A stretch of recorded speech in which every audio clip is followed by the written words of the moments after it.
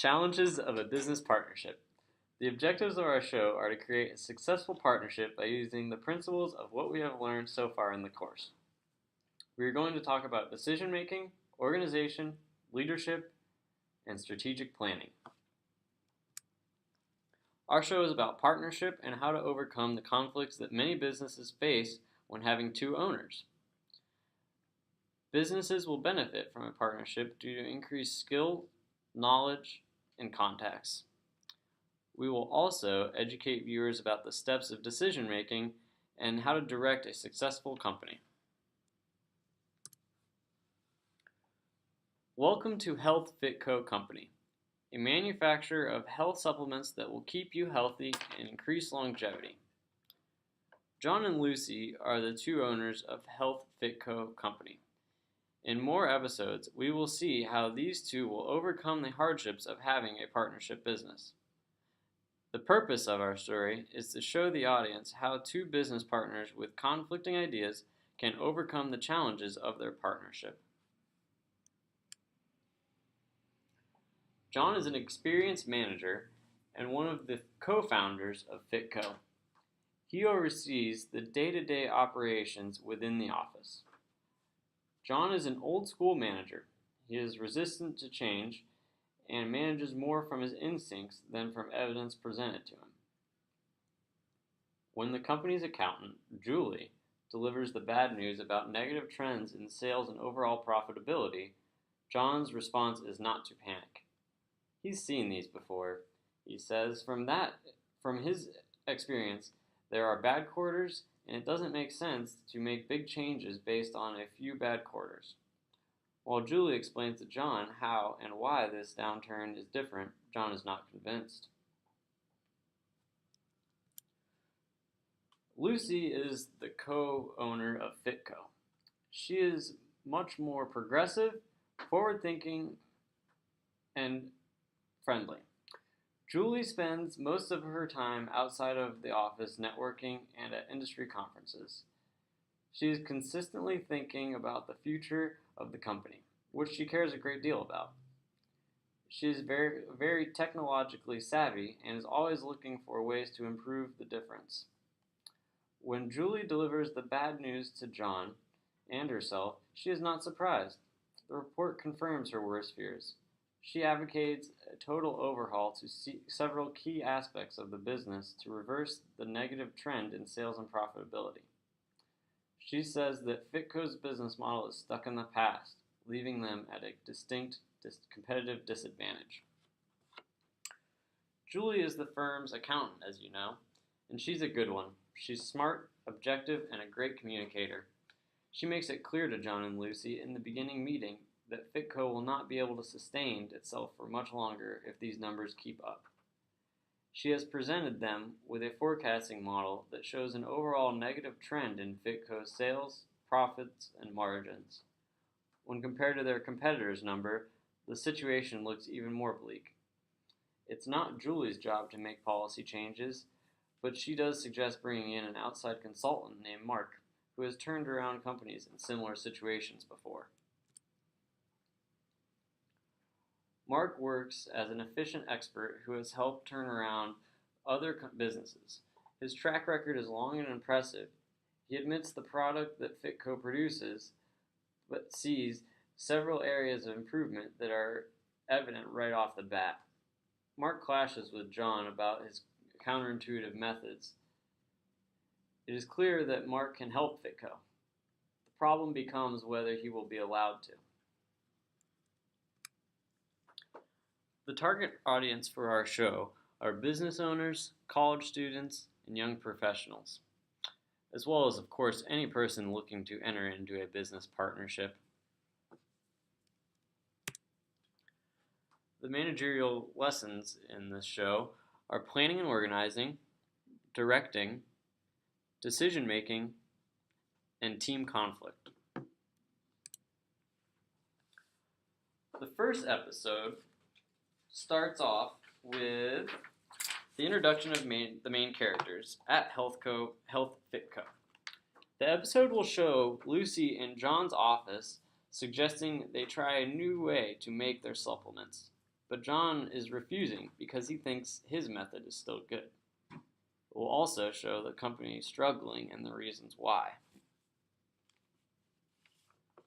In episode 2, Lucy is very concerned about where the company is headed and is well aware of John's reluctance to alter their course. She contacts Julie to voice her concerns and ask for advice about how to confront John about this issue. John's assistant unknowingly mentions that Julie and Lucy were meeting about something important, which instantly sends John over the edge. In episode 3, Julie and Lucy are worried that the company will go out of business if they don't make changes soon. Julie suggests they bring in a consultant named Mark. They decide to tell John, and he agrees that the consultant should review their business and hopefully will come up with a decision from what he finds. In episode 4, Mark decides that Lucy and John need to change their business plan and try out new ideas, otherwise the company will close in 6 months. John is very attached to this company, and after reviewing Mark's suggestions, decides to take the company in a new direction by trying new and improved ways to produce and handle their supplements.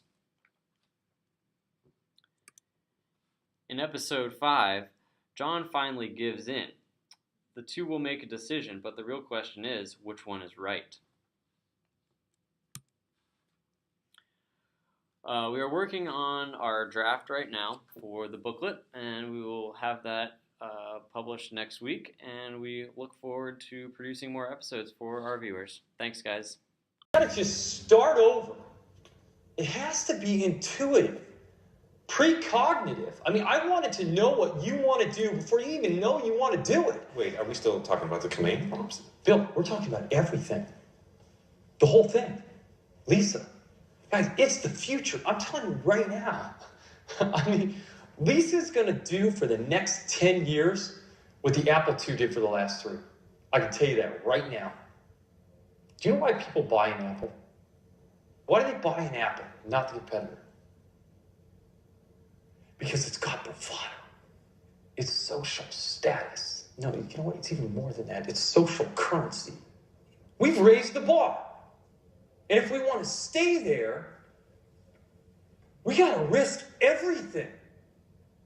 Great artists, Dylan, Picasso, Newton, they risk failure. And if we want to be great, we got to risk it too. On the command bar? On everything.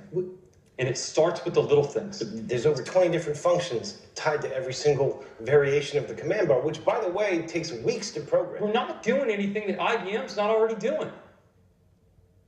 And I would rather gamble on our vision than make a Me Too product.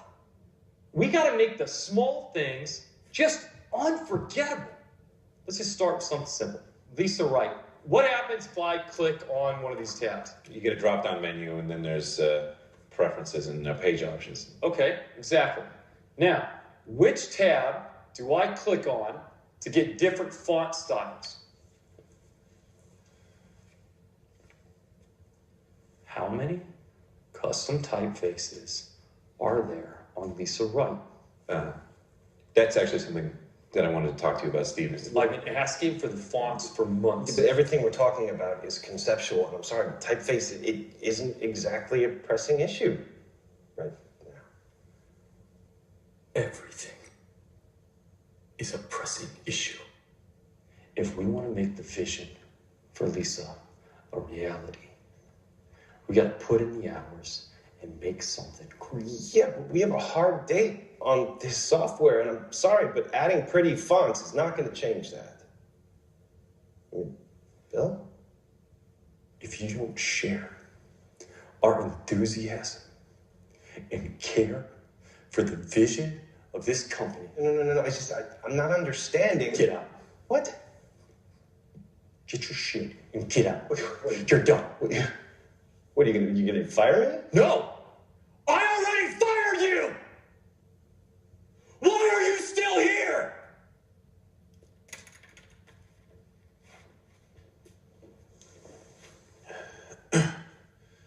Steve, he was our Our best programmer in the division. He's the best programmer that doesn't care about our vision. Okay. Look, I know it's not my place to say it. Then shut the hell up, Bill! So sorry to interrupt you, Mr. Jobs, but your attorney's here for your 8 o'clock. All right. I want to see samples this afternoon. Somehow, we managed to design a word processor that doesn't have thoughts. And it can't happen again. So fix it!